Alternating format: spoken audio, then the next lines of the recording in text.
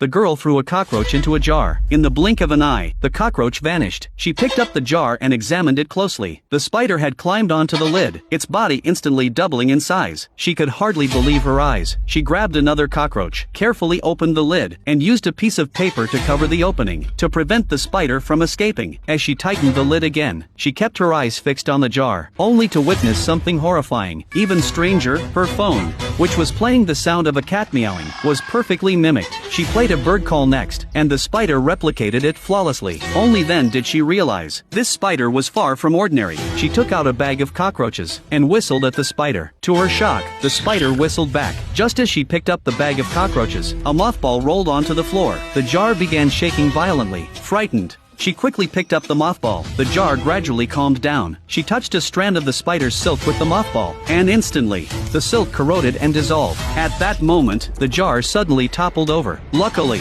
she caught it just in time. How could such a tiny spider knock over such a large jar? She peered inside. The spider had grown several times larger, but the real horror was yet to come. That night, as the girl slept, the spider slowly twisted open the jar's lid. It didn't harm her. Instead, it turned and crawled into the ventilation duct. The ducts connected to every room in the building. In the landlady's room, a parrot seemed to sense danger. It screeched at the vent, but in the next second, the following morning, the parrot was found, its feathers completely gone, its body appearing as if it had been corroded by acid. Horrified, the elderly landlady called in a pest control expert. Faced with such a gruesome sight, the expert couldn't determine what kind of creature was responsible. Upon discovering traces of blood in the vent, he launched an extermination operation, spraying insecticide throughout the entire building's ventilation system. But it was useless. That night, the spider emerged once more. This time, its target was even bigger. In a woman's apartment, her small dog stared at the TV screen. Suddenly, it sensed something, and began barking frantically at the vent. The woman,